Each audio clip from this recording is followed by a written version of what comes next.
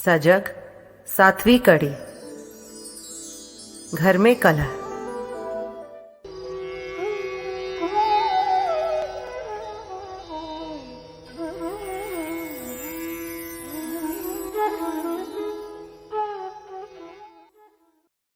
नमस्कार।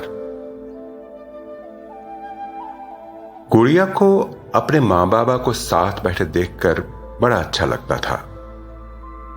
आपस में बात करते थे तो ऐसा लगता था कि प्यार छलक रहा है और उसकी बूंदें उस पर भी आकर गिर रही हैं।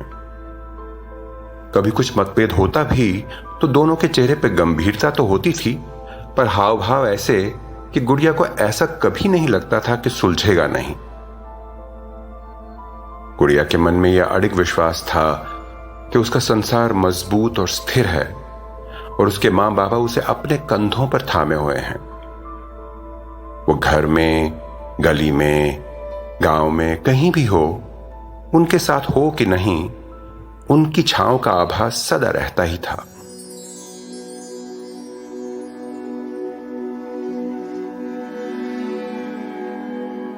इधर कुछ दिनों से इस स्वर्ग सी दुनिया में खलबली है। मां बाबा दोनों बड़े परेशान रहते हैं। बार बार झगड़ा होता है, आवाजें ऊंची हो जाती हैं, कई बार हाथ भी उठ जाते हैं। मां को कई बार दर्द से कराहते सुना है। भागकर उनके पास गई तो बाबा ने गुस्से से डांट कर भगा दिया।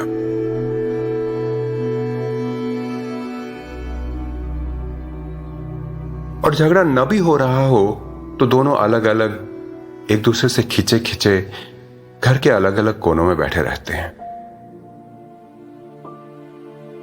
गुड़िया आजकल सहमी सी, सिहरी सी रहती है। उसके मन में पहला विचार यह आता है कि झगड़ा उसकी किसी गलती के कारण हो रहा है। मां बाबा तो कुछ गलत कर ही नहीं सकते, तो दोष उसी का होगा। पर क्या किया उसने, समझ नहीं आता।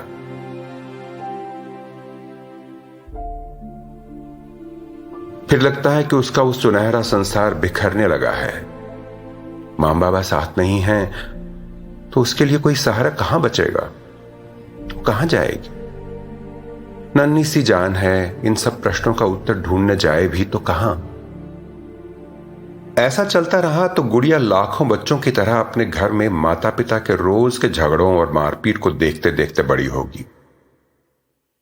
ऐसे बच्चे 6 मास की उम्र से ही डर, तनाव, घबराहट और उदासी के लक्षण दिखाने लगते हैं।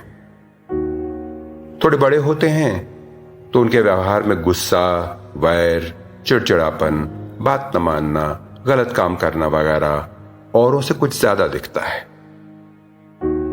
पढ़ाई में ध्यान कम लगता है, स्कूल में सफलता कम मिलती है और आगे बढ़कर दूसरों से रिश्ते बनाने में, काम में सफल होने में, दुनिया में अपनी जगह बनाने में मुश्किल होती है। जीवन चला तो लेते हैं, पर जो बन सकते थे वो शायद खो गया। ऐसा नहीं है कि बच्चों को माता पिता के मतभेद दिखने ही नहीं चाहिए। ऐसा तो संभव ही नहीं कि मतभेद न हो। बच्चों पर क्या असर होता है यह इस बात पर निर्भर है कि हम मतभेद सुलझाते कैसे हैं और इस समय में बच्चों के साथ हमारा व्यवहार कैसा होता है।